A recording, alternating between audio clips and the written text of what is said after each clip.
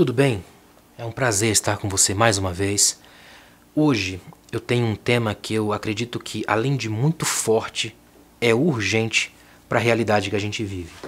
Distorções da espiritualidade contemporânea.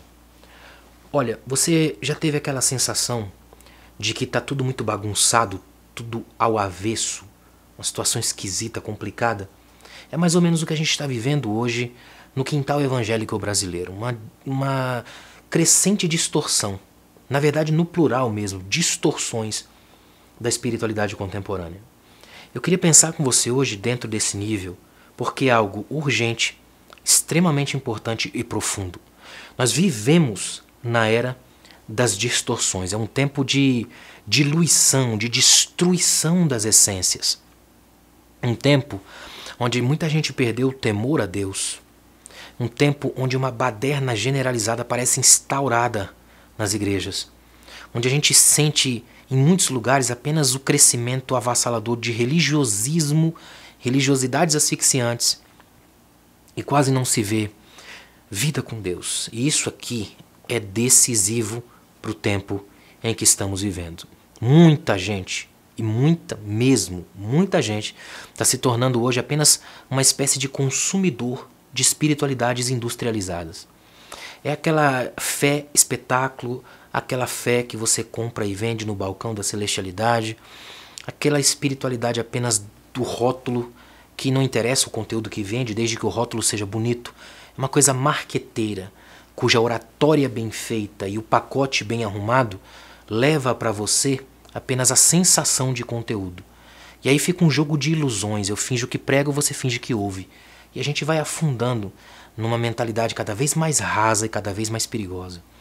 Por isso que é tão importante a gente pensar sobre essas coisas, pontuar essas coisas. Eu quero aqui hoje abordar pelo menos 4 distorções da espiritualidade contemporânea.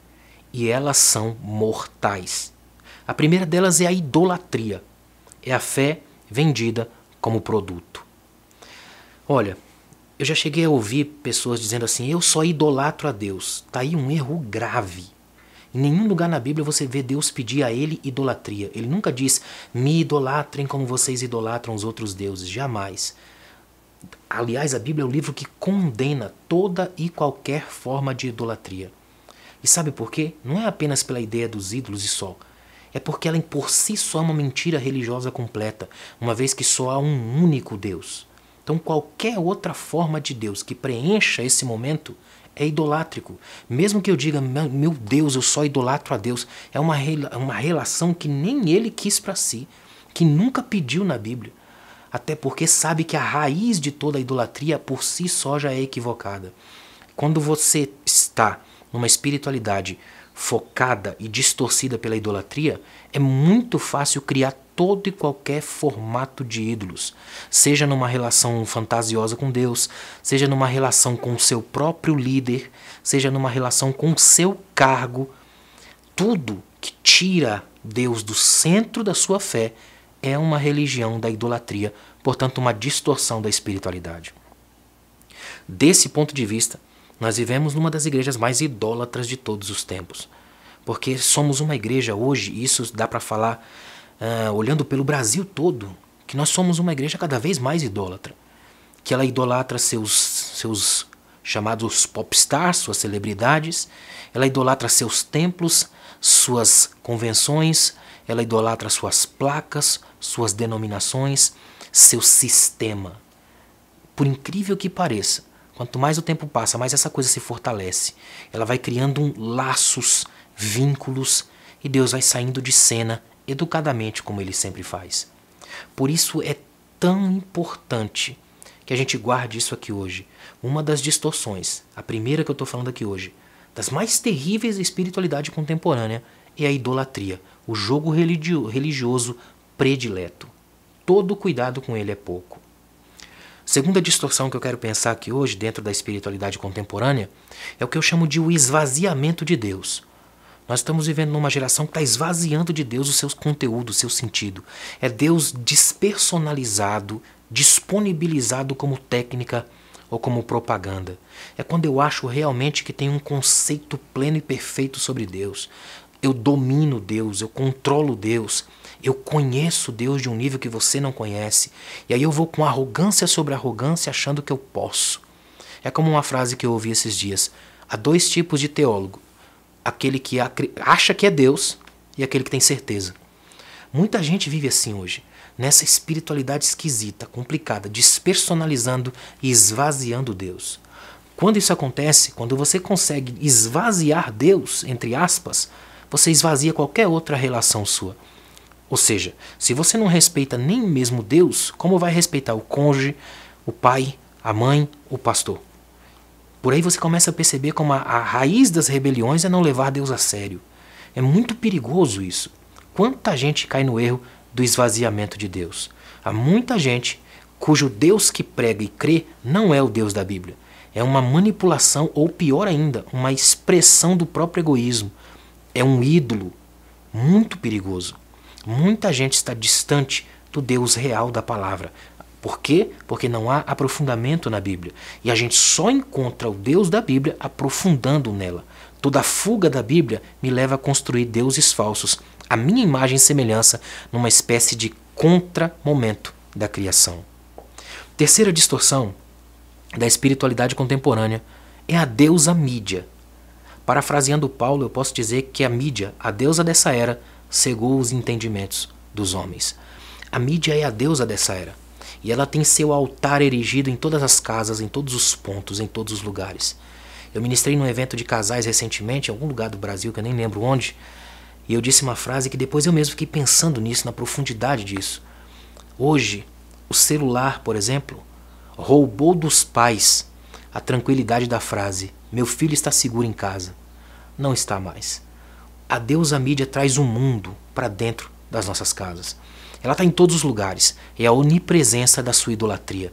Ela atinge todos os momentos. Então é muito perigoso, até porque eu preciso aprender a ter uma espiritualidade equilibrada.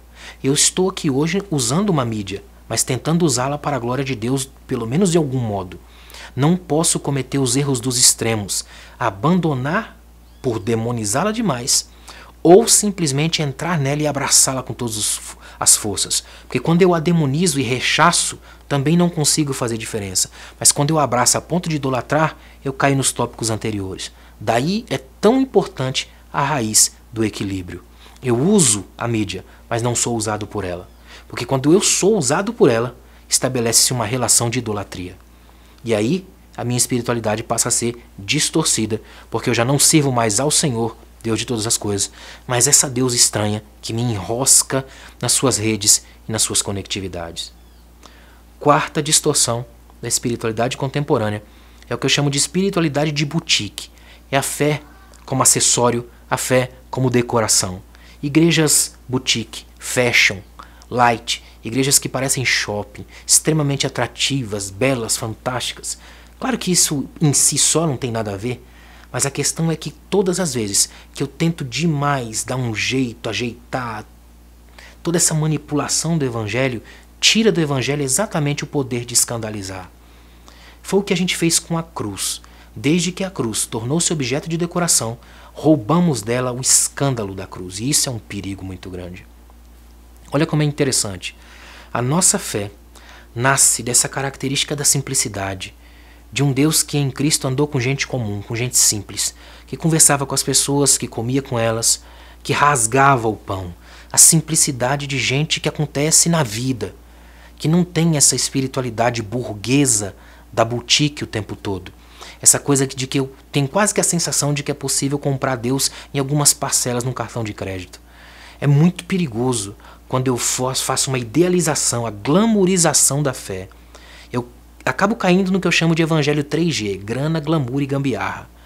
É perigoso demais isso. Cuidado com a espiritualidade distorcida que me leva a ter uma visão e uma versão da igreja muito boutique e pouco igreja, reino e pé no chão. Para ser sincero, meus irmãos, a gente precisa urgentemente de um avivamento.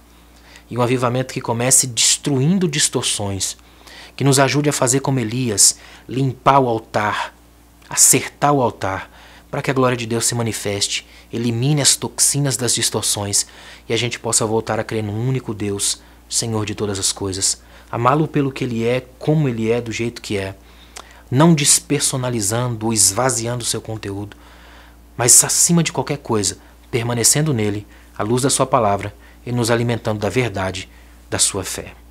Que a gente aprenda cada vez mais, a minha e a sua fé, unida nesse amor, nessa graça, nesse conteúdo, a gente aprenda a batalhar, como diz a Bíblia, pela fé que de uma vez por todas foi entregue aos santos, sem diluição, sem aumentos, sem acessórios. Essa fé bruta, linda, santa. Que Deus nos ajude a mantermos o nosso coração de acordo com a palavra. Deus te abençoe.